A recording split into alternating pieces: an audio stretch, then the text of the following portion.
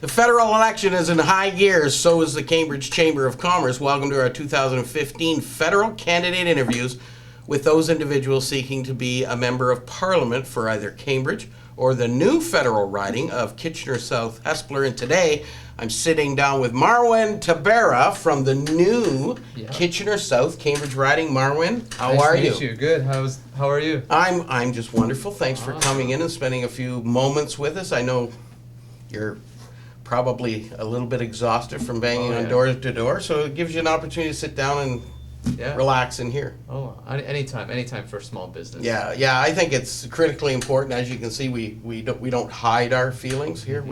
Small business is too big to ignore, and we'll get into some of that stuff along the way. Okay. Tell me something, Marwin, because this is your first shot at public office. Yes, that's correct. Yeah. What on earth would want to make you be a politician? I know a lot of people have been telling me this. Well, first of all, I studied at University of Guelph. I took political science. Oh, okay.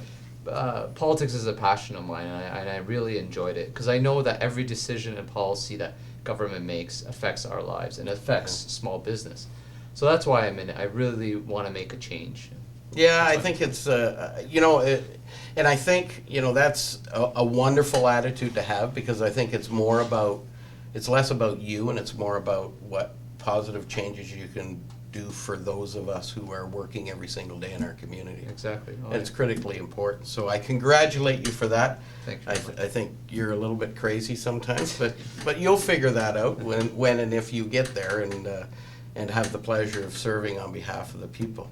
But let's talk about a few things, some things that your leader has talked about. I'd like to get some of your opinion on some of our ideas as well. Yeah. And 2008 and 2009, as we all know, brought the worst state of global economics since the Great Depression. And we all lived through it, and we all know what happened.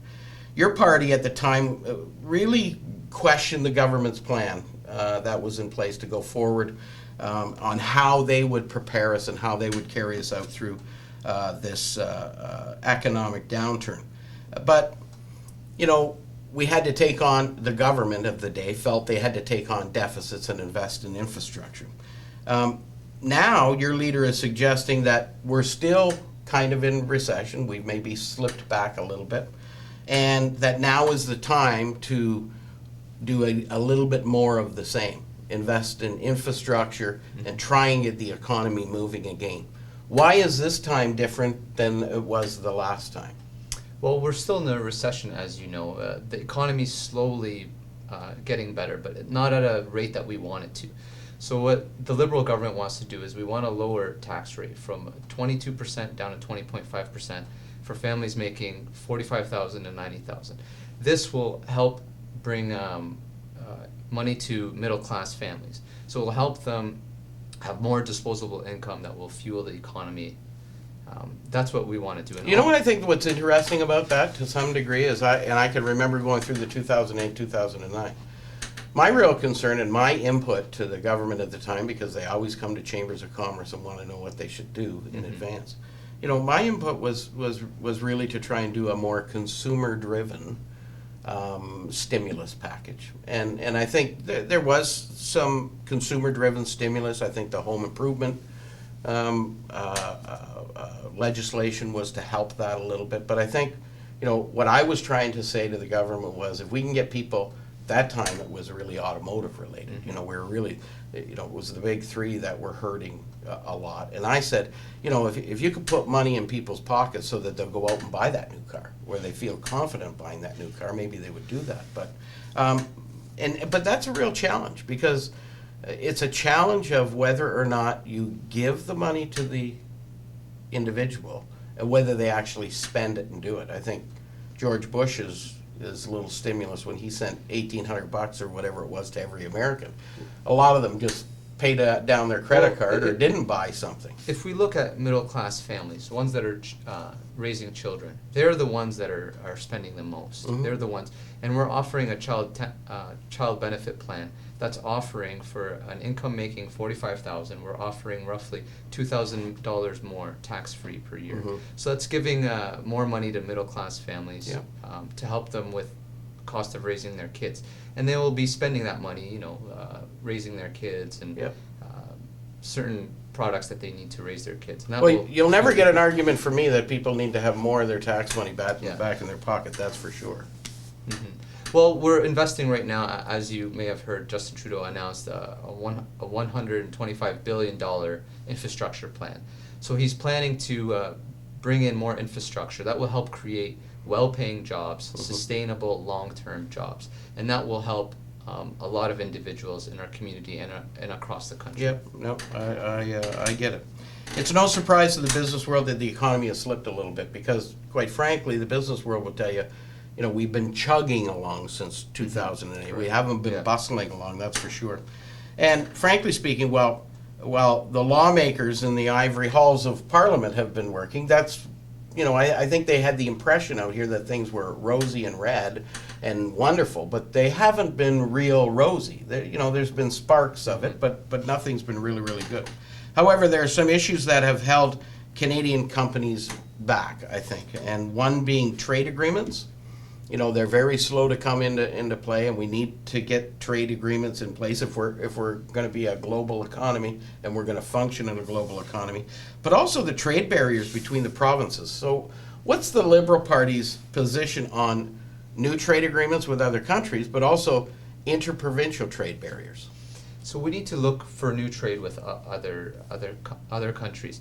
So what we can do to help small business here is we can look to other countries to try to get cheaper products here. That, for example, if a company here needs to make a certain product and they're importing that material here, we need to work with governments to get that material cheaper here so that it can benefit business, so that they can get their products cheaper. We need to work with provinces to stop these barriers and work with them closely and understand that there's obstacles in the way, and we need to dissolve these obstacles and make sure that government and provinces are working closely together to help business and to help business grow. Yeah, I think it's, I don't do a lot of it because I'm not a wine drinker, but I know some people who are wine drinkers and actually from the Niagara Peninsula, and they always complain about the fact that, it's problems for them to ship their wine across, the country. Yet they can ship their wine to other countries, but they can't ship it like to BC, and it just doesn't seem to make sense. So what we need to do, and what our government would be doing, is getting those business owners, getting the provinces, and getting the government together, having a good conversation, discussing what are the barriers, what are the issues that is preventing this, and work closely with them, and come up with policies and legislation that can dissolve these barriers and work forward. Yeah. No, I would agree with you. Another issue that has faced small business is the skilled trades issue. Everybody's tried to tackle this for years and years and years, and you probably know that. Governments like to feed the system with educational investments, so they create programs and inspire people to go and take trades at the colleges. When a small business says, I need a welder, they need them this afternoon, not in 2 or 3 or even more years. And some of them are really skilled welders too. It's not just a person who's got a ticket. It's what we call a red seal skill. So that's someone who can weld rare metals, and it comes with years of experience, not necessarily years of training. But we need welders, we need steel fabricators, and we need truck drivers. And some would say truck driving isn't a skilled trade. And I tell them to go and try and back a 45-foot trailer up to a loading dock. It's difficult. It's pretty skilled. And in fact, there's a trucking company locally that would hire 150 of them right away, and in fact would love to hire European truck drivers. Why? They've been driving down skinny little side streets and crazy Autobahn, and these guys are really, really experienced, guys and gals over there too, who are really experienced truck drivers. So what will the Liberal government do to help small businesses get skilled workers no matter where they come from? Because quite frankly, the trained foreign worker program, even the remodification that the government did, isn't working. It isn't working. We need skilled labor. We can't wait for it to come out of school. We need it right now. Well, what's happening is there's a lot of baby boomers that are retiring, and they're leaving the skilled trades. So there's the gap right there. So we need to work with institutions to fill these gaps, and institutions need to work closely with government, and government vice versa needs to work closely with institutions, and they need to realize and need to analyze and research where the gaps are, and they need to fill the gaps quickly, and they need to know the gaps that are coming, not just now, but 2-3 years down the Yeah, I line, would we're going to agree. have gaps. So they need to start putting people investments in these programs, investments in skill trades, so that we can get young people skilled and trained up, and when the job requirements is demanded, we fit them right away, and we get the right individuals. I think what's really interesting is I came to the chamber in 2001, and prior to that, I was a city councillor in Cambridge as well as a business owner. We were all talking about in the future how foreign trade skilled trained workers are going to fill the gaps that we have in society, and government really has done nothing to address it all the way along the way. It's just from the mid-90s, it's just been kind of sluggishly going along, where everybody's talked about it, but nobody's done anything to be able to fill the void. We need somebody to fill the void. We definitely do. An issue is that our population, the Canadian population, is not growing fast enough. So we rely on immigration and foreign workers to come in and work these jobs, because our population is dwindling. So we need we love the MBA and the PhD student, but they're not going to do much for the guy who needs a welder. The problem is we're looking at we're educating a lot of young individuals are getting into engineering programs, they're getting into medical programs, tech industries, and they're kind of there's not much attraction anymore for the skilled trades, and we need to bring that again, and we need to realize that, because there's a lot of money to be made in skilled trades, lots of money, right? Yeah. So we need to put initiative programs to entice young individuals to get in this. Myself personally, when I was a summer student, I did decks, construction, I did framing, concrete work. So I'm very much I understand the need for it. There's a lot of young individuals that would want to do like computer-based jobs, and so we need to really entice them. Yeah, I know. I did the same thing. I worked on construction too, and I learned a lot. Believe me, it's going to come back. Someday down the road, you're going to be asked to build an addition on your house, and you're going to have to do it yourself. Well, our infrastructure, the 1.25 or 125 billion, that's gonna hopefully that's gonna generate a lot more skilled trades. Now that's over 10 years. 10 years. Yes. Correct. Yes. So that will push initiatives for young workers to get. Oh, for sure. Well, I hope they start listening. I've tried to get into the high schools here, when the grade 8 kids come in, right, and they get their orientation and they're with mom and dad. And I want to stand up in front of them and say, look, don't be afraid if little Johnny or little Susie wants to be a plumber, because right now it's $90 an hour to have a plumber come over to your house. So they won't be holding any tag days for any plumbers soon, but I think we need to build the value back into those trades. Not just the value of having the trade, the value to individuals of saying, you should be proud to be a plumber, you should be proud to be an electrician, you should be proud to be, a concrete worker. Nothing's more rewarding than, making something with your bare hands, constructing it, and then you look at it, you have ownership. That's what I do. That's why I have calluses all over me. That's what I do every weekend. I just work. But doing business in Ontario is really expensive, Marwin. Yeah. Hydro costs are soaring. They'll outpace business production dramatically very, very soon. Carbon tax or credit system is coming to Ontario, which pile on more costs on the small, medium, and large businesses. The Ontario Retirement Pension Plan is being pushed down the throats of small business. Not that they don't want to provide for their employees, not that they don't feel sympathy towards their employees, but this is happening whether they like it or not. And they have no input. And from our perspective, none of them really address the issues the government's trying to get with these. We think that if they'd engaged business into the discussions in the very beginning and said these are the issues we want to solve, I think we would have had better alternatives for them. All they do is drive business away and eliminate Ontario as an attractive place to locate and do business. While much of this is outside of your responsibility, because it's a different level of government, you will be the senior level of government. You could address these. For example, will a Liberal government work diligently to reform CPP as opposed to have the ORPP come in? Or will they reform CPP and as well bless the ORPP coming in? Well, right now, people aren't saving enough right now to retire. So that's why the provincial government brought in the ORPP.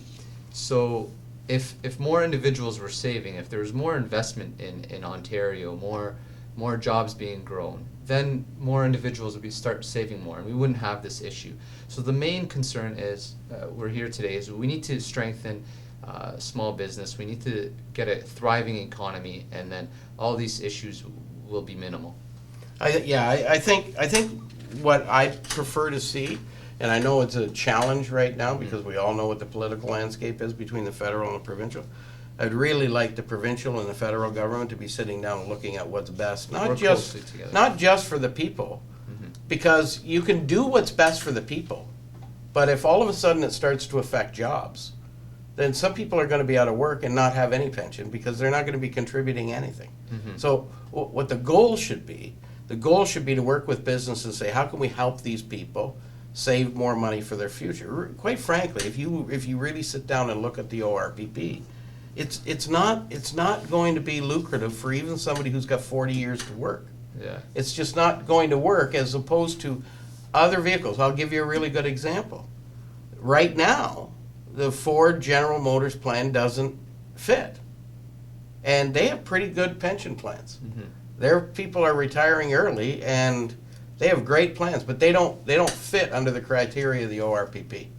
So it's going to cause more turmoil, even for big business as opposed to small. But you've got small guys that are just saying, I'm going to have to lay off people in order to come up with that 2% more payroll that I have to. I don't have any choice. Well, we need individuals to start saving more, right? If they're saving more, than the Canadian pension plan would be working. But the problem is they're not saving enough. So the ORPP is an alternative for them. Oh yeah, I agree.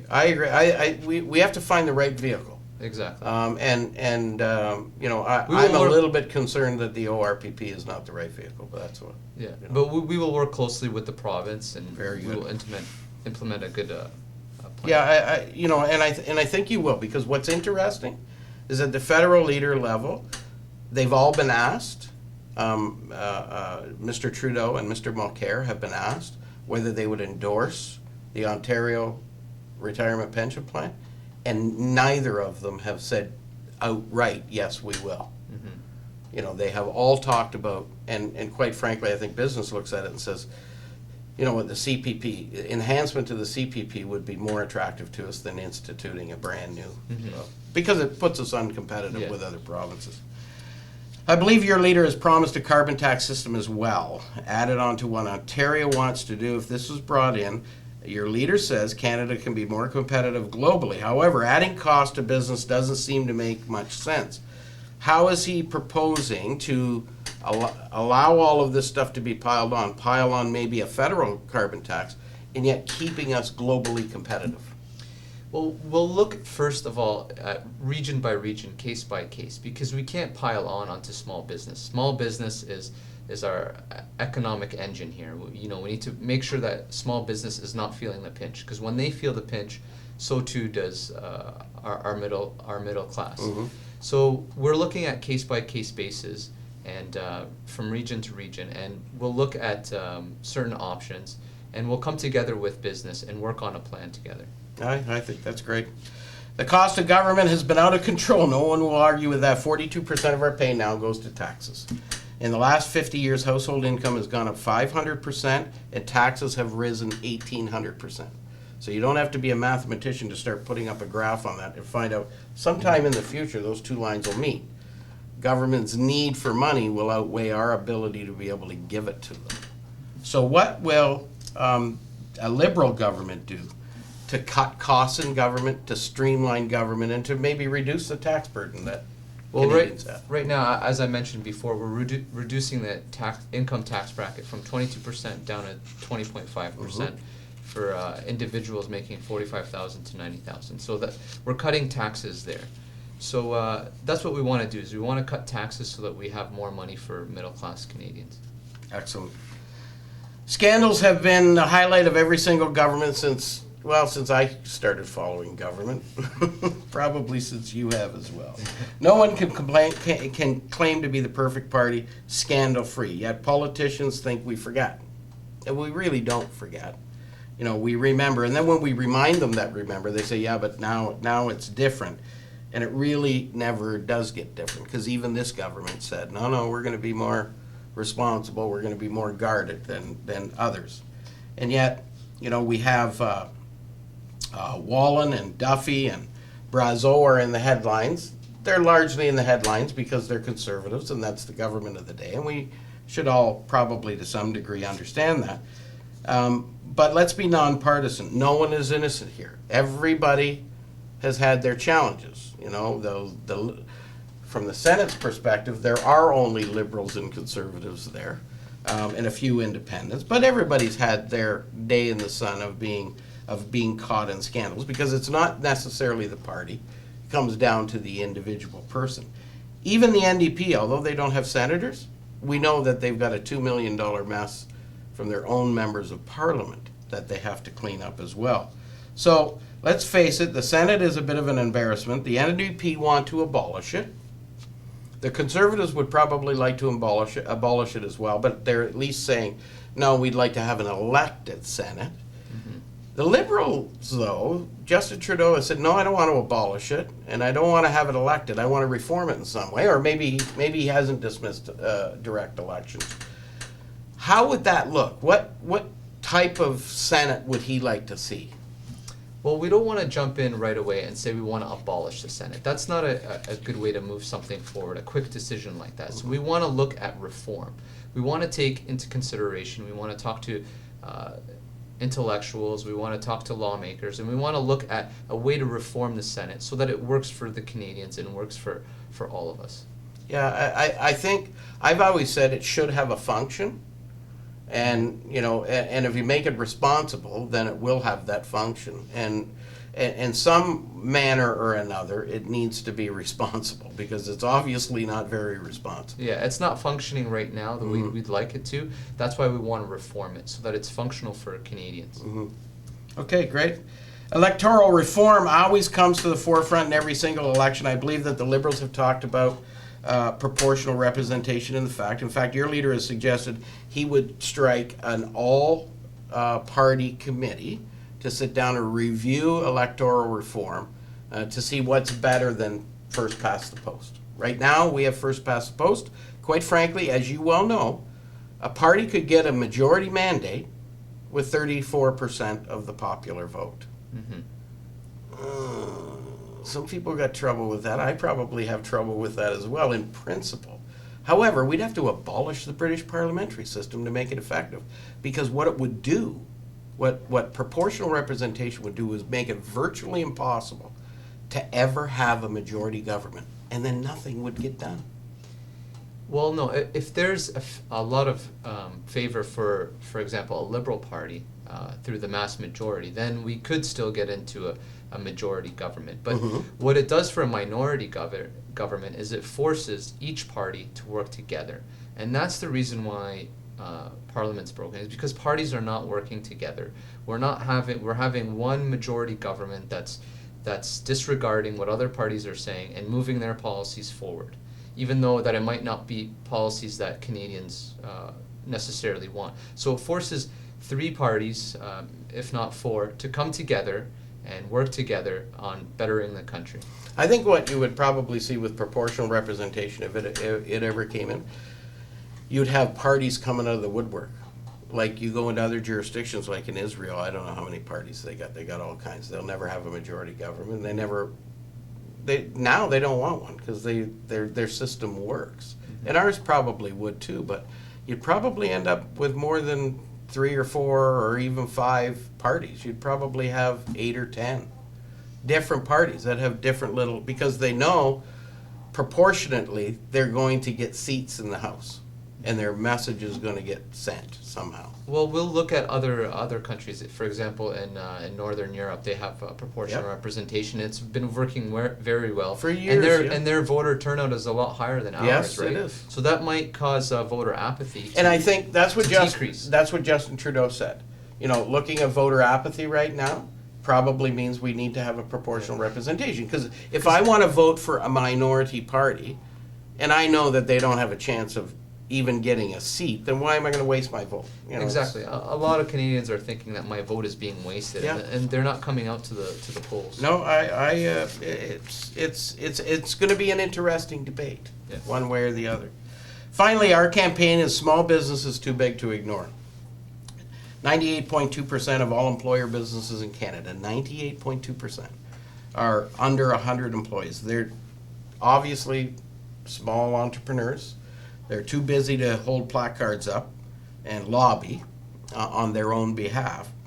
So they're depending on organizations like the Chamber. 2/3 of Canadians work for these companies, and they are locally owned, and we all know someone who owns a small business, for sure. And we all shop and buy from them every day. Without them, the entire economy collapses. They are singly the most important part or element of our economy. Small, medium, or large, every single penny that government has to spend comes from a business transaction somewhere. Business is really the only mechanism in society that makes money, so that we all can spend. If we didn't have business making money, none of us would get paid. So what we really try and push is making sure that government understands that we need a business activity going on. So what will a Liberal government do through either the grants programs for businesses to expand or extend their reach, reducing taxes, red tape, cutting of red tape, or other burdens on business to help them be more competitive locally and globally? You're absolutely right. Small business is the core of our society. It helps grow the economy, and it's helped hardworking Canadians employ a lot more Canadians as well. So what we can do to help small businesses is that we can bring in programs, like there's a program called Futurepreneur, and they're assisting small businesses in funding. They assist them with mentors for up to 2 years on how to manage and grow their business. So we need to look at certain programs like this. For red tape, we really need to start reducing red tape. It's causing a backlog for businesses. Business owners work long hours, 12-hour days, sometimes weekends. So we need to make it an easier process for business to deal with governments. And Liberal Party will work on cutting red tape, if not diminishing it, and so that business can do what they do best, and that is make money. Exactly, and growing our economy. No, it's critically important, as you well know. We think it's very important. We all know that doing business is important, and it's what keeps our economy going. So, well, Marwin, it's been a real pleasure to sit down and talk with you. I want to give you this last opportunity to talk directly to the constituents of Kitchener South Hespeler, because you're going to be banging on their door. Yeah. They're going to see you on this video, and they'd like to meet you in person, I'm sure. Yeah. So, because you're a great conversation. And I want to meet as many residents as I can. Well, that's good. So why don't you talk straight to the residents of Kitchener South Hespeler and tell them why they should vote for you. Okay. So first of all, my name is Marwin Tabera again, and I want to get your vote. The reason why is because we want to strengthen the middle class. We want to cut the tax rate down from 22% down to 20.5% for middle class Canadians. We want to strengthen middle class families, and we want to help small business grow and develop. That is the heart of small business. They're the ones that are growing our economy, and I want to get your vote on election day. Thank you very much. Marwin, it's been a real pleasure. Drop in any time. Thank you very much. Thank you for having me here. It's great to have you here. I loved your answers, and well, we'll see if they loved your answers. Yeah, thank you very much. Good luck on October the 19th. Thank you. Have a great day. You too.